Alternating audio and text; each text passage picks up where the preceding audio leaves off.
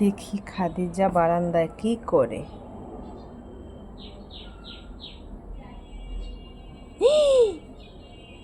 তুমি এখানে কি করো মা? তুমি মাটি ধরো? হ্যাঁ, এই কৌটোতে আমি মাটি রাখছিলাম, তুমি মাটিগুলো এরকম করছো?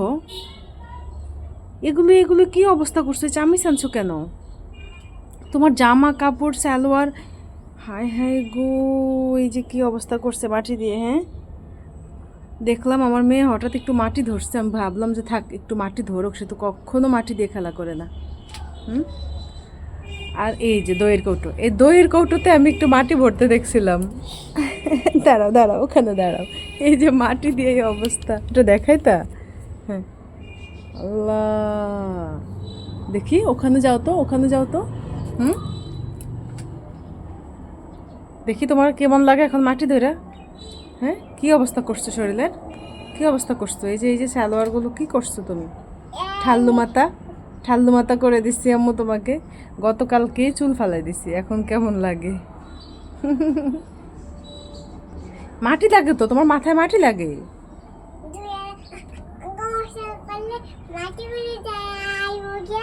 গোসল করলে? তো তুমি এই অবস্থা করছো, তুমি তো কখনো মাটি দিয়ে খেলা করো না মা, তুমি কি কখনো মাটি দিয়ে খেলা করছো? হ্যাঁ, শুধু গত পরশুদিন ঈদের পরের দিন নানু বাড়িতে গেছি, তখন তুমি রিজওয়ানা আফু আর রিজন ভাইয়ের সাথে মাটি খেলছো মাটি দিয়ে, এই প্রথম। আমি কত খুশি হয়েছি আমার মেয়ে একটু মাটি ধরছে, আর তুমি এখন আমার ওই খুশিটা আর 12টা বাজায় দিছো। হ্যাঁ, 12টা বাজায় দিছো তুমি আমার খুশির, তুমি মাটি দিয়ে অবস্থা বিকেলবেলা এখন। হ্যাঁ, ওই যে মাটি ফাড়া দেখছো, মাটি ফাড়া, তুমি আমার বোর খায় আবার মাটি লাগাইছো নি? ইন্না নীলা লাগাইছো তো মা, তুমি আমার বোর খাওয়া তো মাটি লাগাই দিছো। আল্লাহ, আমি বোরখা সরাই ফেলতেছি। তুমি এই অবস্থা করছো, বোরখা এখানে রাখতে কে বলছে? না, কি বললা তুমি আমাকে?